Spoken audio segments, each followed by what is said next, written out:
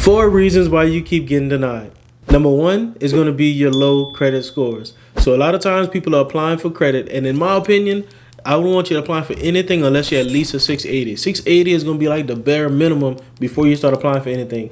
Now I will tell you, sometimes people can get approval like a 650 or maybe even lower sometimes, but that's like, it's not all the time. It doesn't happen to everybody. So my rule of thumb is that you want to be at least 680, but 720 is where you can start seeing a lot more approvals. And look, 720 might be far-fetched to a lot of people, but it's really not hard to get 720. All you need to do is have your utilization down, have enough accounts, have good payment history, have some age. It's really not that hard to do. It's a science to it, but it's really, really simple. And as long as you have enough accounts and you don't have any negatives, a 720 should be very, very easy for you to get. Also, what I do is I call them. I'm like, hey, if I want to apply for this product, it could be a loan, line of credit, credit card. I want to apply for this product. What's the minimum credit score that you guys require in order for me to get approved for that product? And a lot of times they're going to tell you. If they don't know, they will not tell you. And a lot of times they might not know. But if they don't, that's because the underwriter usually handles that stuff, and the person you're talking to probably doesn't have enough experience to be able to answer that question. But there's nothing wrong with asking. That way, if you ask and you find out, they'll tell you, hey, you need to have at least a 680 or at least a 720. You know now that you can't go in there with a 650. Because if you do, you'll get denied and you'll get that hard inquiry, and you don't want to have that on your profile. Number two, high utilization. So a lot of times we look at our credit profile and we're like, I want to go get approved for something because my utilization is a little lower, so I think I can get approved. But look, what's low to you is not what's low to the banks. What's low is going to be like 2% to 10%. If you're anything over 10%, in my opinion, I feel like your credit utilization is high. So just to put that in perspective, if you have $1,000 credit card and you've used $100 on it, that's 10% utilization. If you use $300 on it, that's 30% utilization.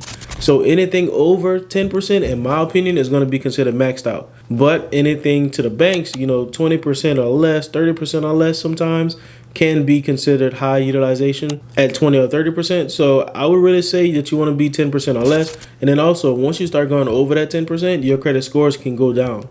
So you don't want your scores going down because of utilization. And also, it makes the banks and the lenders think that you're in some type of financial situation. That's the reason why you're using so much in your personal cards. So they're not going to want to give you funding because they're going to feel as if you're in this situation. You might not be able to pay them back. It's just best rule of thumb to have your utilization between 2% and 10% or just 100% paid off. Another thing that I see with a lot of people is that there's 2 or 3 or 4 or 5 different credit cards that have utilization on all of them. So even if utilization is down on all of them to like 10%, that still makes you look kind of bad to the lenders because it makes it look like you're dipping in all of these different places and you need the money. Really what you want to do is you want to have 2 or 3 of those cards. Let's say if you have 5 cards, you want to have 2 or 3 of those cards with a balance. The rest of them you want to have paid off. You don't want to have balances on all of your cards. Number 3 is going to be negative accounts. If you're applying for stuff, you should never have a negative account on your credit. And look, I understand your negative account is 5 years old. Sometimes that won't matter. But for me, in my experience, I would say you want to remove everything negative from your credit profile. Just because sometimes the banks and the lenders, they're going to do what's called a 24-month look back. They're going to look back 2 years on your profile and see what's been going on for the last 2 years.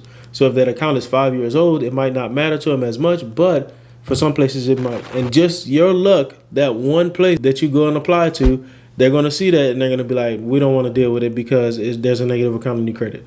So it's just best to remove them. I would personally say you want to remove everything negative from your credit. You don't want to have no late payments, no charge-offs, no collections. It doesn't matter how old they are. You want to take everything negative off and only have positive stuff on your personal credit profile.